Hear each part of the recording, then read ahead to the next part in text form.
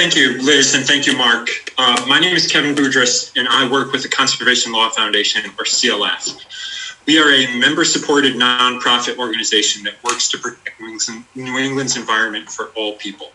CLF opposes this proposed facility, and we urge GM to deny MedRecycler's medical waste treatment facility license application. The application fails to comply with several key Rhode Island medical waste and solid waste regulations. CLF will also be submitting written comments. Before I proceed, I would just urge GM to listen to the outpouring of concern that you've already heard and that you're going to continue to hear tonight from members of the West Warwick and East Greenwich communities. There are significant shortcomings in this application, and the people of these communities have a right to be concerned here. And just to be clear about what's being proposed here, according to MedRecycler's application, the company hopes to take in about 70 tons of medical waste per day, shred this waste, dry it, heat it to more than 1400 degrees Fahrenheit in the absence of oxygen, which will generate gaseous hydrocarbons, or what they're referring to as syngas, tars, oils, and solid waste like ash and char. MedRecycler plans to burn both the syngas and the tars and oils on site at 1600 Division Road. So some of the statements that have been made that no burning will occur at this facility just aren't true. And also, according to MedRecycler's application, it does not yet have a disposal plan for the ash and char that are going to be generated at this facility. The documented history of waste gasification and pyrolysis suggests that none of this is clean, environmentally friendly, or renewable. In particular, waste-derived fuels, like the syngas that MedRecycler is proposing to create at this site, have significant emissions profiles that include heavy metals and persistent organic pollutants.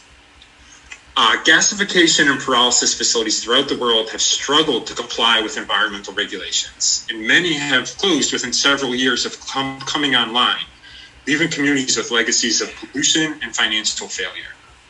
Importantly, the equipment at issue here, MedRecycler's equipment, has never been used on medical waste. Only one other facility in the country has attempted to pyrolyze medical waste at a much smaller scale.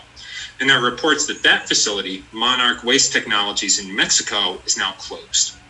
With that background in mind, I'd like to point out just a few regulatory provisions with which the application here does not comply.